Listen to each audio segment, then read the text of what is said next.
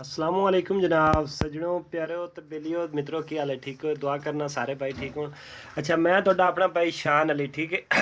आज की वीडियो जी है वो बड़ी दिलचस्प और मज़ेदार है और एंड दे बारे कि एंड दा फॉल्ट किस वजह तो आता है और इनकी की नुकसानात ने और किस तरीके नाल इनू ख़त्म किया जा सकता है और इनका किस वजूहात किन्ना मतलब सैटिंग की वजह तो ये ज़्यादा वेखण नूं सानूं मिल सकता है ठीक है। तो शुरुआत करने अपनी वीडियो दी ठीक है।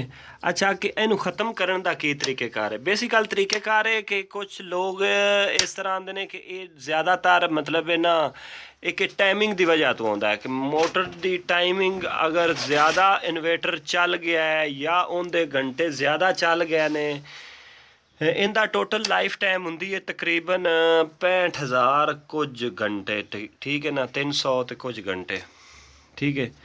तो अगर ज़्यादा देर तक चल जाए तो फिर भी ये मसला आ जाता है ठीक है। उस लिमिट तक अगर ये पहुँच जाए ठीक है ना तो फिर ये एंड का ऑप्शन लखी के आ जाता ठीक है। जिस तरह असी फिल्म के आने कि दी एंड हो गया ठीक है उस टाइम इन्वेटर का भी दी एंड हो जाता ठीक है।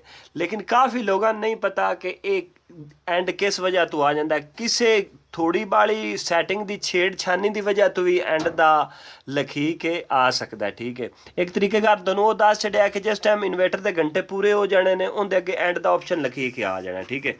एक तरीकेकार है कि थोड़ी तुसी सैटिंग करते हो तुहाडे कोल गलत हो जाती है ठीक है ना या कोई मसला बन जाता उनकी वजह तो एंड लखी के आ जाता है और उन्होंने ख़त्म करने का तरीकेकार मैं दस रहा कि किस तरह उन्होंने ख़त्म करना ठीक है।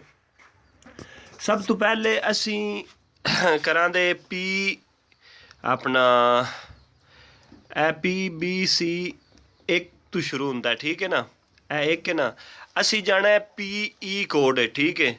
इतों ही बैक मंडा दे असी ते ऐसी पी ई दे विच पहुंच जावांगे ठीक है ना। पी ई दे विच अपना असी डेटा इंटर करांदे ठीक है। अच्छा इनका कोड दें दे इनका कोड दूसरे इन्वेटर नालों अलहदा है ठीक है ना। इनका आम रूटीन नाल 40,721 कोड होंदा है लेकिन इनका 63,128 कोड है ठीक है। तो वो कोड दे के है ये भी आई एन वी टी दा सॉफ्टवेयर है लेकिन ये पैड़े कोडां दे विचों है ठीक है ना। मैं थोड़ा वजाहत नाल दस देना ठीक है। अच्छा असी इनू ओके कर दिता ठीक है। अच्छा इत्थे सारे फंक्शन ने साढ़े कोल अगे आ रहे ठीक है। इन्हां दे विच तकरीबन असी किसी भी नहीं छेड़छानी करनी ठीक है। असी जाना है पी ई 12H ठीक है ना पी ई 12H ठीक है। हुण इत्थे मसला कोई थोड़ा जा खराब होया है ठीक है। इत्थे मसला इस तरह खराब अगर कोई तुहाडे कोल दो हिस्से लिखी जाते हैं इत्थे कोई भी एनीवन दो हिस्से लिखी जाते हैं गलती नाल या तुसी मतलब इत्थे कोई कुछ आई एन वी टी ने कि जिन्हों के इत्थे RPM शो होंगे ने ठीक है ना। ये वो मैं खुद चैक किए ने उन्होंने बारे भी मैं तुहानूं वीडियो दस दियां ठीक है।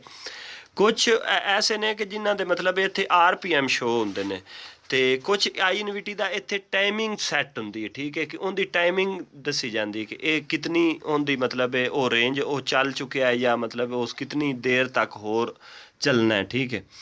तो ये मुख्तलिफ वो ज़्यादा आगे डिस्कस लम्मी हो जाएगी ठीक है ना। अच्छा फिलहाल मैं अपने भाइयों सैटिंग दस रहा कि पी ई 10 12 दे विच जाना ठीक है। अच्छा आप इत्थे 0 0 कर देना ठीक है। यह 0 0 कर दिता 0 0 हो गया यह सारा 0 0 हो गया डेटा इंटर कर दिता ठीक है।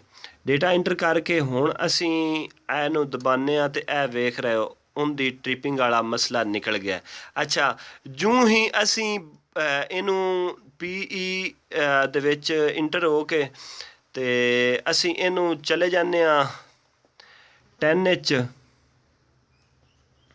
12H 12H जाके असी इत्थे लिख देने फिर जिहड़ा ना असी कर देने कोई भी अल्फाज लिख देने ठीक है।